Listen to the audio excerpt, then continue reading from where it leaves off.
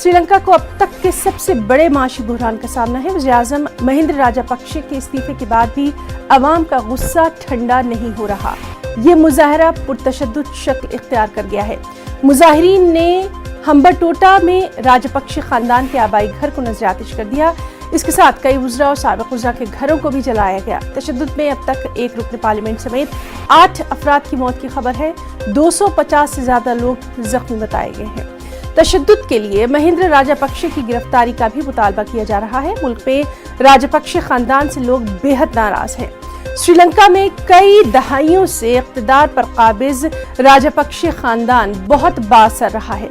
खानदान के 4 भाई इक़्तिदार पर राज कर चुके हैं, लेकिन अब सूरत हाल ऐसी है कि महिंद्रा राजापक्षे और उनके खानदान को नेवल बेस में पनाह लेना पड़ रही है। इस दौरान राजापक्षे के हिंदुस्तान फरार होने की खबरें भी सामने आई। ताहम उनके बेटे ने इन तमाम खबरों को मुस्तरद करते हुए कहा कि हमारा खानदान मुल्क छोड़कर कहीं नहीं जा रहा।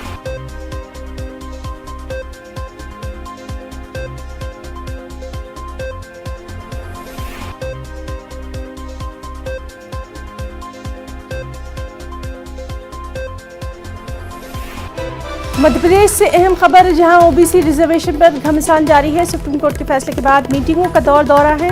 स्टेट इलेक्शन कमीशन की आज 12:30 बजे अहम मीटिंग होना है। सभी जिला कलेक्टर के साथ स्टेट इलेक्शन कमीशन की ये मीटिंग होना है। आपको बताएं कि मंत्रालय में शिवराज सिंह कैबिनेट की भी अहम मीटिंग है। तो अहम खबर एमपी से, जहां ओबीसी रिजर्वेशन पर लगातार घमासान जारी है। सुप्रीम कोर्ट के फैसले के बाद मीटिंगों का दौरा है। स्टेट इलेक्शन कमीशन की आज 12:30 बजे अहम मीटिंग है। साथ ही साथ मंत्रालय में शिवराज सिंह कैबिनेट की भी अहम मीटिंग है।